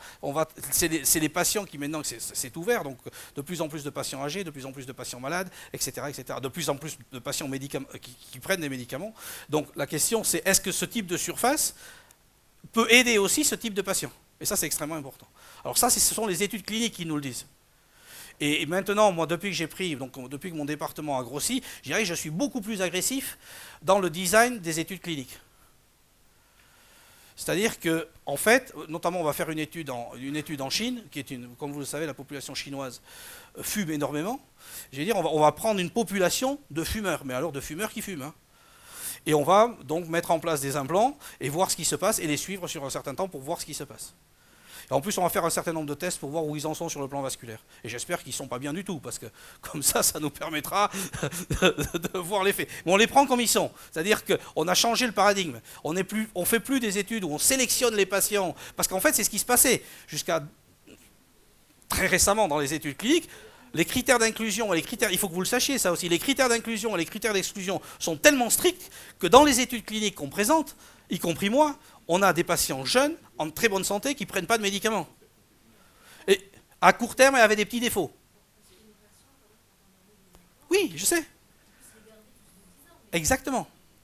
Non, mais je suis tout à fait d'accord. Non, mais il y a un gros biais, il y a une grosse discussion actuellement sur le design des études cliniques. Les études prospectives, randomisées, etc. etc. Parce qu'en fait, on sélectionne les patients. Et il y a 2 papiers, enfin il y a eu un éditorial de Berglund dans un numéro de Journal of Dental Research il y a 2-3 mois, en disant on est dans le brouillard les gars, il faut faire très très attention, parce qu'avec les designs qu'on a, on ne travaille que sur des gens qui sont sains. Alors que les implants sont posés de plus en plus sur des gens qui sont la population normale. Et en plus, il y a aussi un papier qui est sorti de Marx, qui est prof en Floride, qui a dit, mais voilà, comment, avec le design des études sur les biphosphonates, comment on n'a pas vu arriver la catastrophe. Et il parle même quasiment d'escroquerie, en disant, mais non seulement il y a des biais, mais on peut se demander à la limite si ça... Bon, le système est tel que l'utilisation des biphosphonates, etc., ça n'a aucune incidence, en fonction de ces études cliniques, sur la cavité buccale. Parce que les patients ont été là aussi sélectionnés pour rentrer dans le cadre d'une étude clinique. Et ça pose quand même des problèmes. Donc ce qu'on essaie de faire, c'est de prendre les choses à l'envers maintenant et d'inclure, d'avoir en fait des patients qui soient le plus représentatifs possible de la population. Donc c'est ce que... c'est pas qu'on revient en arrière, mais on avance, mais on se tourne de plus en plus vers les besoins, et moi ça me plaît beaucoup d'ailleurs, les besoins des confrères et les besoins de la population qui doit pouvoir accéder aux implants dentaires. C'est extrêmement important. Mais il faut quand même leur donner une certaine sécurité, donc il faut quand même faire des études. Donc on travaille sur des grandes cohortes, en fait. Mais en laissant plus de liberté aux praticiens. C'est ce que je t'ai dit aujourd'hui. Tu es responsable de tes actes, Jean-Louis, et moi je t'aide à documenter les choses, mais je veux rester sur une population large. Parce que si on sélectionne que les patients jeunes, beaux, intelligents, riches, oui, c'est beaucoup mieux, quoi. Donc ça, à 2 mm, donc Denis, il a aussi évolué en disant, oui, on peut placer des implants à 2 mm, et il le fait dans sa clinique. Alors, on continue dans la folie. Pardon, oui. L'évolution, le 2 mm, l'étude a été faite sur la active. Oui. Alors, en plus, c'est intéressant, parce que j'ai eu une discussion en Corée la semaine dernière, où il y a un confrère qui m'a dit, c'est pour ça que moi j'adore discuter avec les cliniciens. Il m'a dit, écoutez, j'ai l'expérience de ça, à la fois avec des tissue level et des bone level. Et qu'est-ce que vous en pensez? Je lui dis, écoutez, moi, j'ai pas l'expérience avec les tissue level, mais en fonction de ce que je sais et du design du bone level, je recommanderais, et c'est un peu intuitif, je recommanderais de le faire avec du bone level, de serrer, pour stabiliser le caillot comme ça. Et il me dit, écoutez, de ma pratique, c'est aussi ce que je recommanderais. Alors évidemment, là on est dans le ce qu'on appelle le sens clinique pur, je ne sais pas si c'est bien ou pas, mais bon, ça correspond, je crois que j'ai en partie répondu à votre question. Moi j'irais plutôt ça, mais il n'y a pas d'études, hein. Il n'y a pas d'études comparatives. Mais c'est mon... Voilà. Alors, on continue, je dirais, dans le délire, sachant que le titane peut présenter sur le long terme des problèmes de fatigue. Donc la question s'est posée, est-ce qu'on ne peut pas avoir... on sait qu'en mettant des alliages, on augmente les propriétés mécaniques, ça c'est très clair. Bon, un des alliages les préférés, c'est donc l'aluminium vanadium. Des problèmes en fait, donc on a fait le choix, je dirais qu'on a fait le choix de travailler avec du zirconium et d'un pourcentage qui est aux alentours de 15%. Donc un alliage titanium-zirconium avec à peu près 15% de zirconium. Pourquoi cet alliage-là? Et j'en reviens à mon débat, à mon propos initial. Il faut que le matériau de base, il soit contrôlable en qualité. Et en quantité, évidemment, quand on veut en fabriquer beaucoup. Et que la qualité garde, se conserve, même si on en fabrique beaucoup. Donc là, il a été choisi pourquoi? Sans aller trop dans les détails, c'est un système qui est monophasique. En fait, les cristaux sont assez simples. Ce qui permet, en fait, parce qu'on allait gagner en propriété mécanique, mais il ne fallait pas perdre en propriété biologique ou en qualité de surface. Je vais vous montrer un exemple. Donc il y a une revue qu'on a publiée dans Materials qui explique tout ça. Alors, les propriétés mécaniques, ça c'est le titane de grade 4, le normal, en fonction des recommandations de la STM. Ça, c'est le titane que je vous ai présenté tout à l'heure, au début. Donc, il y a aussi du grade 4. Les propriétés métalliques sont là. Donc, c'est ce titane qui est sélectionné spécifiquement, où on a une exclusivité. Il a aussi été sélectionné pour cela. Et ça, c'est le zircone, le titane zircone. Donc, il est aussi, quand on fait ce test-là, donc vous voyez, l'implant est ici. Hein. Et en fait, on fait 5 millions de cycles et on regarde quand ça casse. Donc là, pour casser... ça met beaucoup de temps, beaucoup plus qu'ici. Mais ça, c'est quand même, bon, ça correspond aux normes, hein, il faut pas tout jeter à la poubelle. Donc on va avoir ici des propriétés mécaniques qui sont quand même très hautes. Alors, la préparation de la surface. Si on essaie de faire une surface SLA ou SL active, donc ce que je vous ai montré dans le microcosmos, sur ce type, donc une préparation SLA active sur un alliage aluminium-vanadium, on obtient ça. Bon, vous allez me dire, après tout, c'est pas mal. Hein. C'est un peu nébuleux, mais c'est pas mal. Mais avec ça, sans parler du fait que lorsqu'on prépare ce type de surface sur un alliage qui n'est pas parfaitement contrôlé, on risque d'avoir du relargage d'aluminium, et vous savez que l'aluminium c'est toxique. Voilà ce qu'on a pu faire. Ça c'est le titane, ça c'est titane zircone. Donc on a pu obtenir sur cet alliage-là le même type de surface que sur du titane. Je peux vous dire que celui-là il est hyper protégé. Hein. Celui-là, il y a un contrat d'exclusivité, mais là, il y a probablement la peine de mort pour le fournisseur, hein, ou l'exil très loin, si jamais le contrat d'exclusivité est rompu. Parce que là, c'est des millions qui sont en jeu maintenant. Donc les brevets, évidemment, sont très solides, et le matériau de base, il est sécurisé pour plusieurs années en plus. C'est rock solid. Mais c'est un pari, parce que quand on fait ce type de contrat, on ne sait pas, on est obligé de le faire au tout début, quasiment du développement, on n'a pas encore les prévisions de vente, on ne sait pas où on va en fait. Hein. Mais le gars qui le prépare, lui, il dit, moi je le fais, je me sécurise, je le garde, hein, mais je vais garder ça pendant 10 ans, j'ai une boutique, là il faut que je bosse. Hein. Donc s'il n'y a que vous qui me prenez ça, Euh, donc il fait l'addition. Hein. Donc il faut pas trop se tromper. Quoi, hein. Alors des fois on s'est trompé chez Stroman, on a des exemples, on pourra en parler. Mais bon, là ça va pour le moment. Alors bon, juste pour ça, c'est donc c'est là, ça c'est le titane zircon, donc bon, d'autres images, mais ce que je voulais vous montrer c'est ça. Ça c'est hydrophobe, ça c'est l'active, et ce qui est intéressant, ça c'est le titane zircon. Et on a réussi à avoir des nanostructures. Parce que le challenge, il était là aussi. Parce qu'il faut voir que tout ça, ça évolue en parallèle. On s'est dit, ça va être très très bien notre histoire. Mais si sur celui-là, on ne peut pas contrôler la croissance des nanostructures, alors qu'on sait que c'est très important, on va avoir un problème. Donc on y est arrivé quand même. Mais là non plus, il ne faut pas se louper. Donc il y a aussi des nanostructures sur et ça a été, je dirais, le point d'interrogation, parce qu'il fallait être sûr, on ne savait pas. On n'a pas forcément le recul qu'on a sur ce matériau-là qu'on avait sur celui-ci. Donc il fallait arriver à faire des nanostructures. Mais entre-temps, les ingénieurs, ils avaient beaucoup appris, et donc ils ont été capables de développer des nanostructures aussi sur le titane zircon, aussi sur le roc solide. On les voit là, donc. Alors elles sont un petit peu plus espacées, probablement. Donc ça peut avoir ça a des avantages, tiens, je vais vous montrer. Ça a des avantages, parce que, regardez, ça, c'est de l'absorption de fibrinogène et de fibrinoctine. Vous voyez bon, les couleurs, le rouge et le vert. Ça, c'est SLA. Ça, c'est SL active. Et ça, c'est roc solide. Ça aussi, ça a été une bonne surprise. On absorbe plus. Bon, ça, c'est notre manip. Fibrinogène, fibronectine, quand on regarde. Bon, là, on est au moins aussi bon, je dirais. Donc, il ne fallait pas perdre ça. C'eût été la cata. Bon, l'organisation du caillot, ici, et SL active est ici, je crois. Oui, B, voilà. Et ici, donc ça va. Bon, on n'a pas perdu ça non plus. C'est-à-dire qu'il ne s'agit pas de recommencer au départ.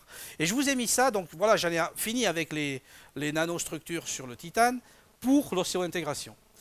Et ça, c'est un projet sur lequel on travaille. Ce sont des nanotubes.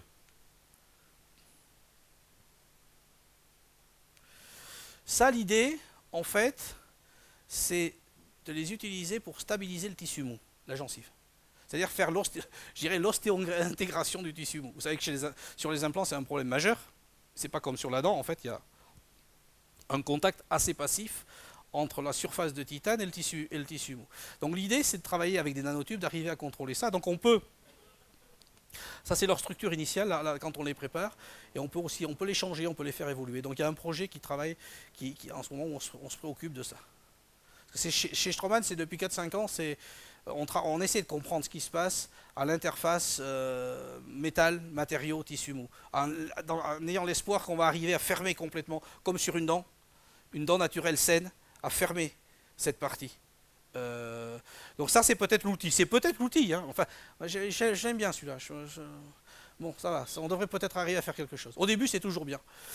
Alors, est-ce que je continue ou est-ce que vous voulez que j'arrête? Parce que j'ai encore d'autres trucs qui peuvent être sur le titane et le titane zircon. Je sais pas, vous êtes fatigué ou ça va? On continue? On continue. Ok. C'est bon là, sans... Ça c'est mon compteur. Alors, on a étudié, donc on a comparé le titane zircon, donc SL active, le titane zircon avec SL active et le titane pur avec SL active. 4 semaines chez le porc. Voilà le modèle. On extrait, on attend 3 mois, on revient, on ouvre, on prépare la crête alvéolaire. Alors ça, ce sont des implants expérimentaux, donc ça c'est un implant qu'on visse, ça c'est un implant qu'on impacte, vous avez déjà vu ça tout à l'heure. Ça c'est pour l'histologie, ça c'est pour la biomécanique. On impacte, voilà la chirurgie, vous voyez que ça saigne, hein. Je fais saigner et je rince. Je lave. Énormément quand je fais je crois que c'est extrêmement important. Parce qu'il faut éviter aussi les débris osseux. Donc il faut donc laver. Mais t'as vu, tiens, puisque t'as vu David Cochrane opérer. Hein. Bon, c'était dans un autre contexte, on faisait autre chose, mais c'est extrêmement important. Du sang et que les alvéoles soient propres, qu'elles soient lavées. Donc ça, c'est impacté. Voilà l'aspect radiologique, donc avec des vides. Hein. Donc c'est impacté. Donc là, c'est là-dedans que l'os va se régénérer. De l'autre côté, on visse. Voilà les vis en place. Donc ça c'est expérimental, hein, c'est pas des implants qui vont arriver sur le marché, mais c'est un système qui permet de dévisser. Et donc voilà la croissance osseuse au sein de ces chambres. Donc c'est quand même assez sympa. Après 4 semaines, donc on avait reproduit les résultats qu'on avait vus avant, mais cette fois-ci sur du rock solide, sur du titane zircone. Donc voilà les résultats. Donc le volume qui est régénéré dans les chambres ici, que ce soit du titane ou du titane zircone, c'est la même. Le bone-to-implant contact, c'est un peu inférieur avec le titane zircone, mais ce qui est intéressant, c'est le torque. Donc avec le titane zircone, il est supérieur au titane. Et là, on est très très haut, hein, on a 200, hein, c'est extrêmement haut, mais c'est de la vis. Donc ça a évidemment aussi été publié. Donc l'idée, c'est qu'on on a la même surface, on a les mêmes propriétés, en plus on a les propriétés mécaniques, on a les mêmes propriétés biologiques. Donc on a rempli le contrat. Parce qu'il aurait la catastrophe, c'est que sur le plan biologique, ça fonctionne moins bien que le titane. Là, on était mal, quoi. C'est-à-dire que...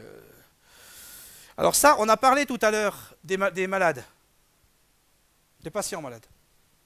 Ça, c'est un modèle d'animal avec de l'os déficient, qui est qualifié ici, je dirais, improprement d'ostéoporotique. J'aime pas trop. C'est de l'os déficient, donc c'est des femelles qui ont un régime calcium particulier, des femelles de lapin, et qui ont subi une ovarectomie. Donc on a testé titane zircone SLA, titane zircone... Alors, SL actif, et la même chose avec le titane, après 3 et 6 semaines. Donc il fallait s'assurer qu'elles étaient vraiment déficientes. Avec le régime qu'on leur donne et l'ovarectomie, elles perdent 25% de leur masse osseuse, ce qui est quand même considérable. On met en place, donc ça c'est l'histologie avec la chirurgie, donc c'est pour montrer qu'il y a une différence dans la qualité osseuse avec ovarectomie et pas ovarectomisée, donc ce sont vraiment des animaux malades. Ça c'est la chirurgie, on met des implants encore dans le genou. Bon, ça c'est l'histo des trucs, mais ce qui est le plus intéressant, c'est ça. C'est la capacité à dévisser les implants. Ça, ce sont les animaux malades. Donc, celui-là, attendez, oui, ça, ce sont les animaux.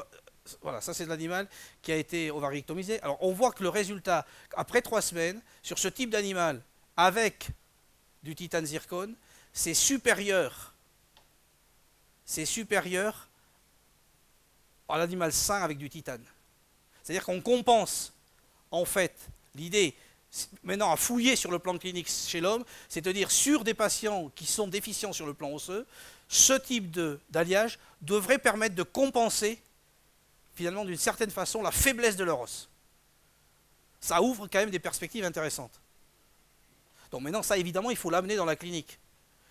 Mais bon, mais c'est ce qu'on fait, c'est ce qu'on essaie de faire rapidement, en se disant, mais voilà, des patients qui sont déficients sur le plan osseux, si on leur met ce type d'alliage, eh bien là, sur ce modèle-là, en tout cas, on est supérieur aux patients sains avec du titane.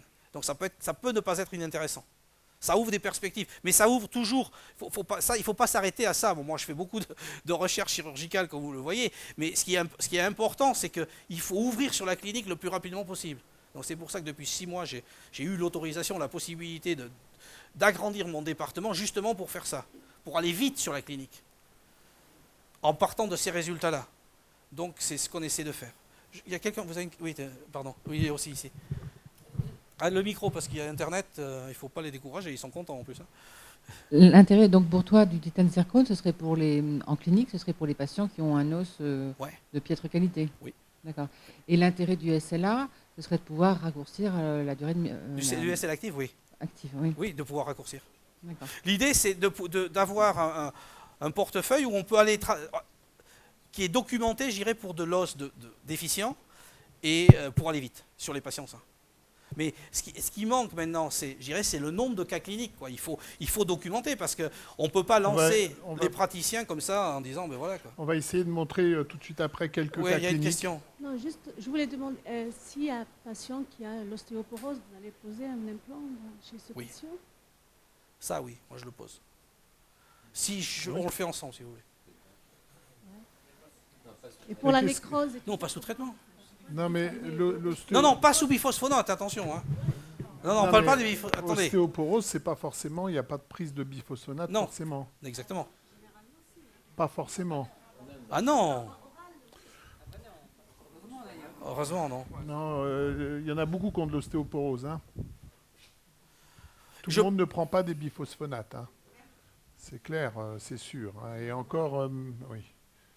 Oui, non, moi, ouais. Maintenant, s'il y a un risque de fracture, c'est-à-dire de fracture parce qu'il y a une ostéoporose avancée avec des biphosphonates, etc., certains disent est-ce qu'on peut faire arrêter les biphosphonates pour poser des implants? C'est du grand n'importe quoi. C'est-à-dire c'est priorité à la charpente. Maintenant, s'il y a des patients qui ont un problème de prise de biphosphonate, je termine, de prise de biphosphonate, mais pas depuis très longtemps, aujourd'hui, il est admis qu'on peut poser, oui, 2 ans, 3 ans. Aujourd'hui, mais bon, on n'a pas d'études précises là-dessus.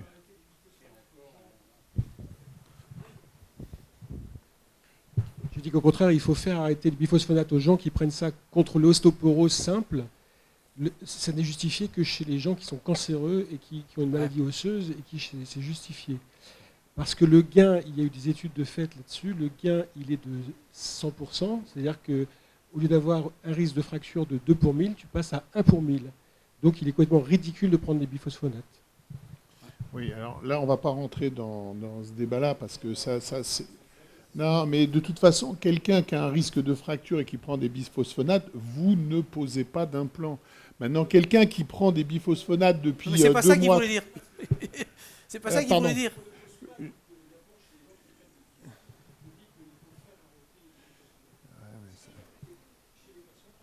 Parce qu'en fait, le bénéfice, il n'est pas... Ouais, mais là, on peut pas se permettre d'affirmer ici des choses comme ça. En tous les cas, c'est pas sous la responsabilité de la FOPI. Il y a quand même des prescripteurs de biphosphonates et là, c'est pas notre discipline, donc n'empiétons pas sur des choses qui nous appartiennent pas. Nous, on doit se comporter vis-à-vis de ce médicament. On a une conduite à tenir. Selon le temps de prise, on a une conduite à tenir. Et si vous avez un doute, il y a la Pitié-Salpêtrière, il y a plein d'établissements qui gèrent les cas difficiles. Ne le faites pas, surtout ne le faites pas. Mais non, c'est bon. Ok. Bon, par contre, en termes de BIC, il n'y a pas de différence. Mais sur le plan, l'os est de meilleure qualité de toute façon. Bon, ça, c'est un papier que les gens aiment bien. Il est très, très référencé, celui-là, maintenant. Avec tout un groupe de Chinois. Hein, j'aurais presque chinois s'il me manquait 1 ou 2 lettres d'A pour être éventuellement chinois. C'est une équipe chinoise à Nankin, en Chine. Ok, donc, ce qu'il nous faut en fait, c'est une hydroxylation qui est préservée. C'est ce que fait SLActive. Qui permet de l'absorption des ions et des cations.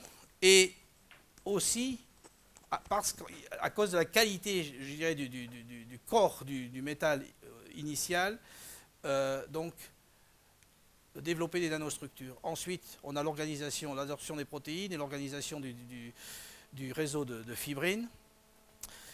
Processus de minéralisation des cellules qui viennent et ensuite un développement complet de la matrice extracellulaire de façon fonctionnelle autour. Alors, je peux vous montrer maintenant des résultats d'études cliniques.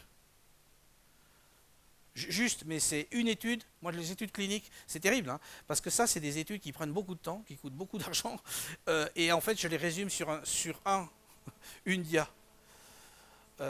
C'est le rapport bénéfice, là, il n'est pas... Mais bon, pour montrer les résultats, ça suffit. Donc ça, c'est juste pour vous dire qu'il y a des études cliniques qui ont été faites. Donc ça, c'est une étude à 3 ans.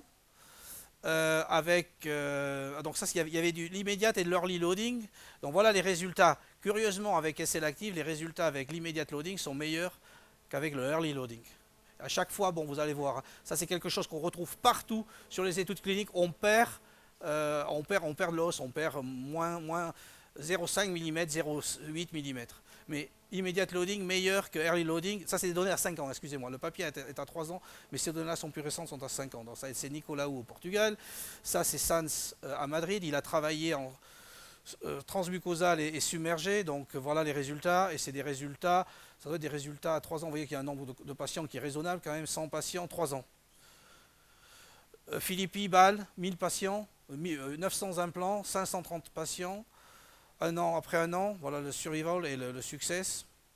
Donc beaucoup de centres là. Ce qui était intéressant ici, ça a été fait 9 pays en Europe et 123 centres. Donc beaucoup de praticiens différents. C'est important d'avoir ces informations aussi. Oui, pardon ?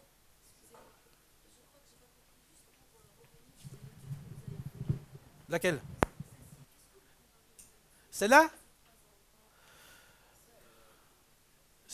c'est le succès et le survival. Hein. Le succès et la survie implantaire. Ouais. Celui-là, c'est des résultats à 5 ans, oui. Et c'est l'actif. Les implants, là. Pardon?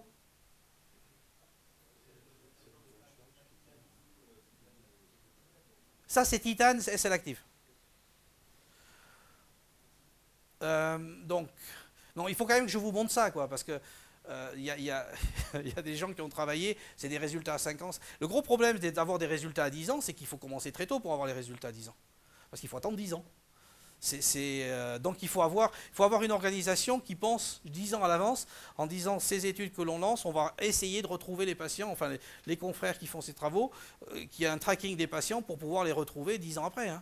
C'est pas évident, ça demande beaucoup de travail.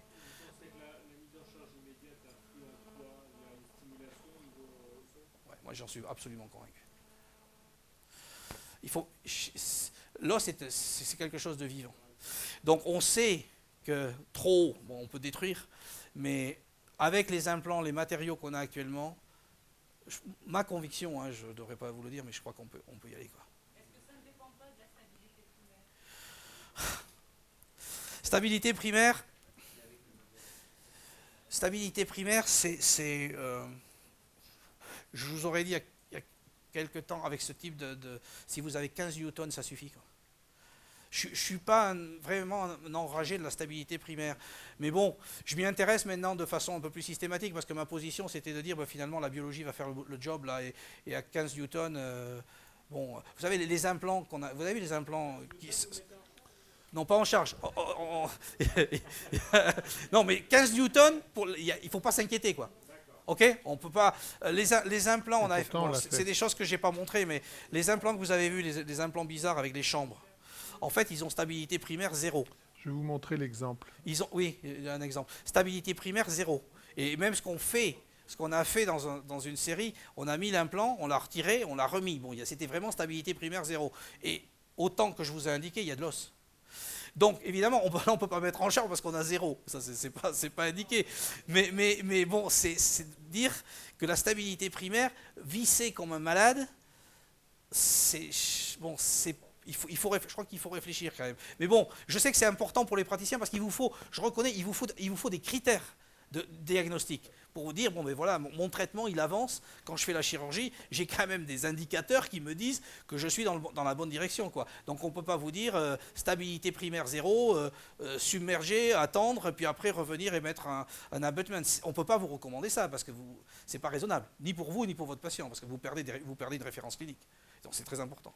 Mais bon, 15 newtons, submergé, ouais. Et après, bon, au-delà de 30 newtons, on peut y aller pour... tu le sais, d'ailleurs. On va le voir. Ouais.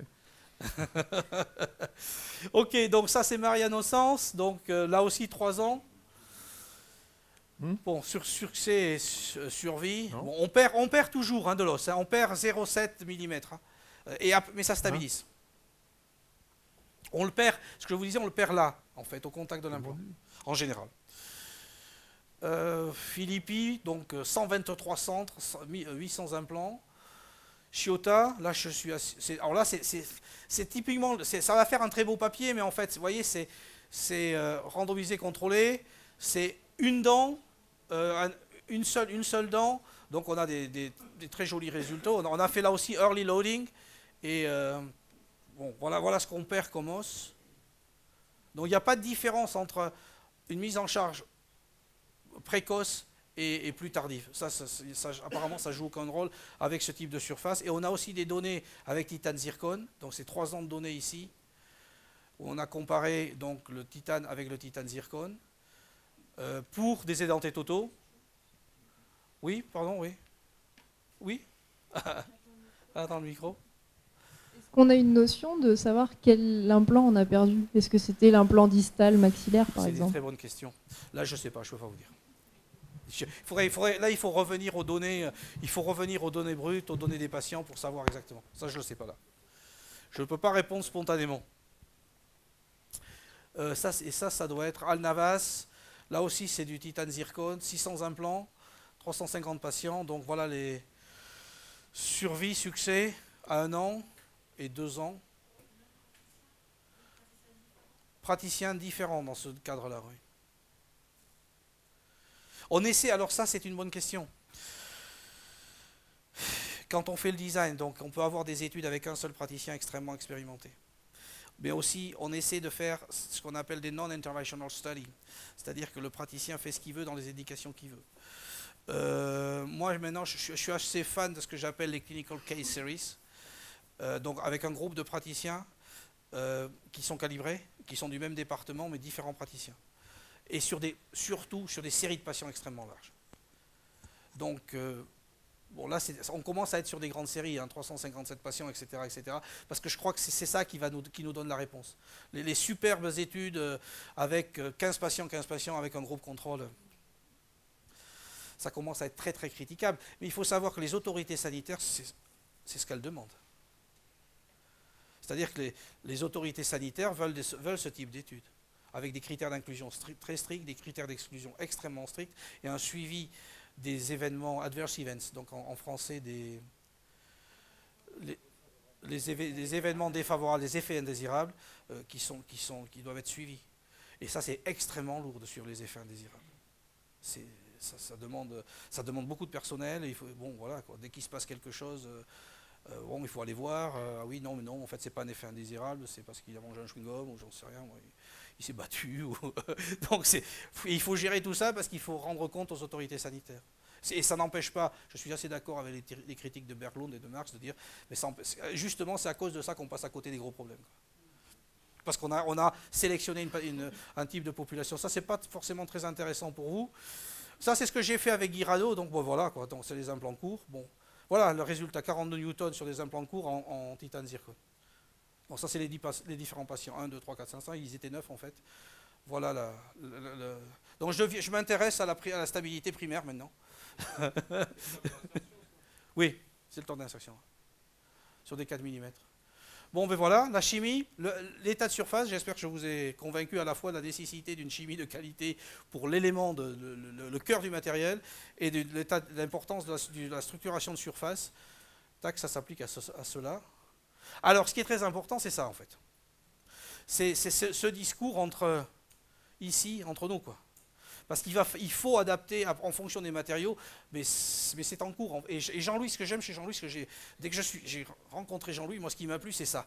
C'est qu'en fait, il adapte en fonction du matériau, il essaie de comprendre les matériaux, il essaie d'adapter la méthode chirurgicale. C'est-à-dire qu'on ne travaille plus avec les matériaux d'aujourd'hui comme on devait travailler, on travaillait il y a 10 ans. Et ça, il faut l'intégrer. Donc c'est finalement la chance que tu me donnes, et que vous me donnez aussi, de vous présenter ce type de données, justement pour simuler ce type de réflexion. Parce que ça, c'est extrêmement important. Moi, ce qui m'énerve le plus, je travaille beaucoup avec des gens, avec des jeunes et je dirais des binômes, donc un senior et un junior, et j'essaie de les forcer, bon, en tant qu'enseignant aussi, à penser différemment, en disant, écoutez, vous avez un nouveau matériau, repensez tout, par principe, le design du lambeau, la façon dont vous allez forer, etc. etc. Repensez, faites l'effort de me remettre en question. Alors peut-être que vous allez refaire la même chose, mais au moins vous aurez fait l'effort de penser différemment à un moment et de dire, on ne saute pas sur un protocole, mais on essaie de réfléchir, en fonction des nouveaux matériaux. Voilà, donc je vous remercie de votre attention, et puis enfin c'était sympa de venir ici en tout cas et de discuter avec vous. Mais c'est pas fini, si vous avez des questions. C'est bon, je suis à 102, Jean-Louis. Si vous voulez me contacter, donc utilisez cette adresse-là, c'est